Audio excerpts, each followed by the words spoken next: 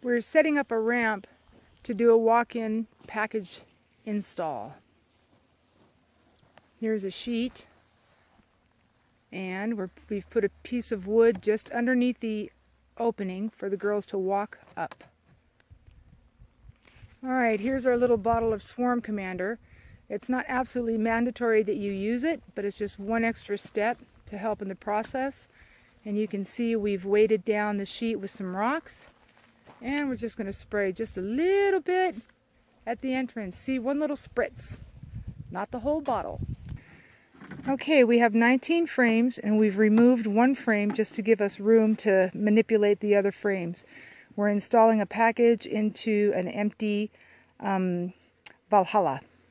Drone comb on it is just a little bit of something for the package bees to hang on to. I'm going to put it in position number 1. Otherwise, I would leave an empty frame there.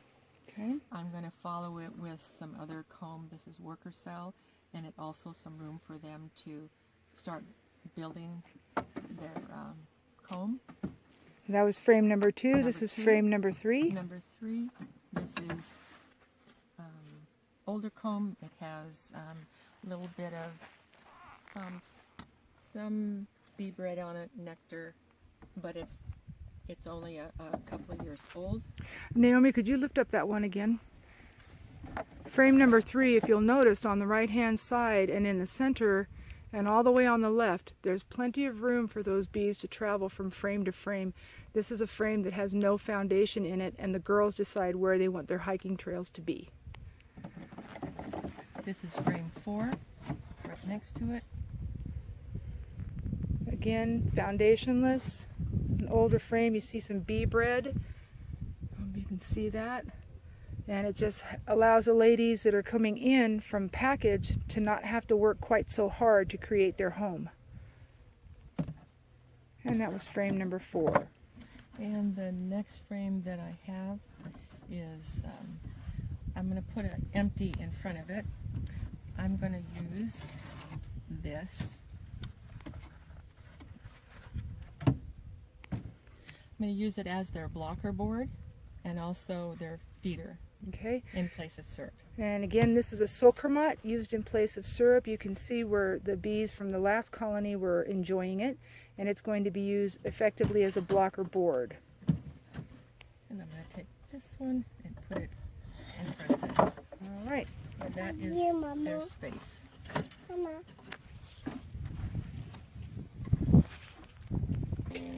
This, and you may. So right now it's important to get all of your supplies together. If you're going to get one frame removed to give you some room to manipulate the other frames, do that in the beginning. Get your brush ready, your hive tool ready, have your powdered sugar ready, because when you do a walk-in application, as they're walking up the ramp, then you can sprinkle them with sugar, and it helps to knock back the amount of varroa that are put into your hive. All right, as you see, we have our sugar ready, we have the sieve ready, and we're removing the can of the nasty food that we don't want them eating anymore. And we're gently nudging that queen cage out of the package, and you can see that the queen cage is fully covered with bees, and they all look pretty happy. Doesn't look like anyone's trying to chew through the wire, which means that your queen has been accepted. We've spread apart frame number 3 and 4, and we're going to gently just remove those bees. We want to get a look at our queen and also make it easier to install her. Okay, she's alive. All right, our queen is alive. I'm not going to remove the cork.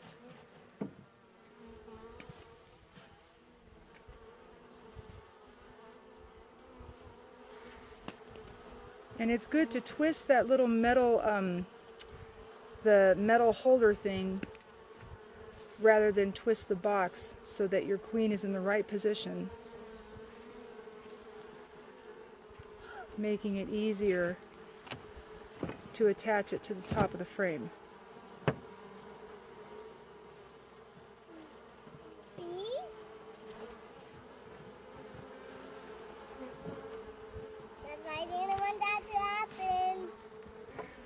Alright, the queen cage is hung, and make sure that your screen is exposed and not up against anything solid, simply because you want your bees to be able to continue to feed her. So we've replaced the one frame that we took out in order to have room, and now the canvas inner cover, well propolized, is going back down, and then we'll replace the wool blankets. So we're not going to violently hit that cage in any form. We're just going to gently shake just a little bit to get some of the bees at the top of the ramp, where they're going to walk up all by themselves. Your package gets placed at the bottom of your ramp, and as they are walking in, you'll dust with your powdered sugar. Do not use store-bought powdered sugar. It has chemicals in it. You have to make your own. And do not use organic. And you can see them walking up the ramp.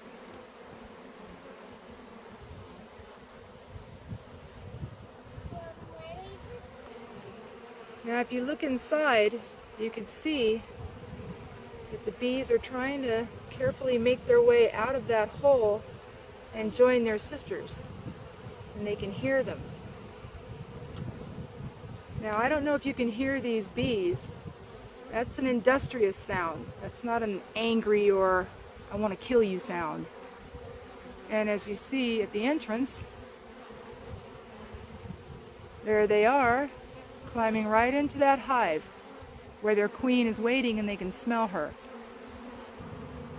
Since a large portion of the bees have moved out of the package already, we're going to place that hole facing straight up, simply because bees like to fly upwards.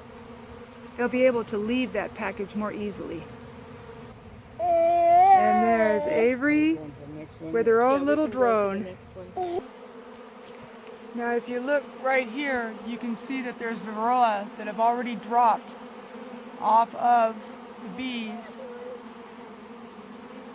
And that will be that much lesser varroa that will make it into your colony. Did a walk-in. There's a few ladies congregating on the side, but here you have a completely just about empty package. The relocation and the install is finished. So here's something to remember when you're looking at the walk-in method. All right, these girls are completely happy right here. They're going in. Some of them are probably already foraging. They want to orient to the hive's opening.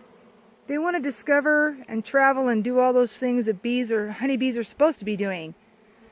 So doing a walk-in method is so much more gentler on the girls.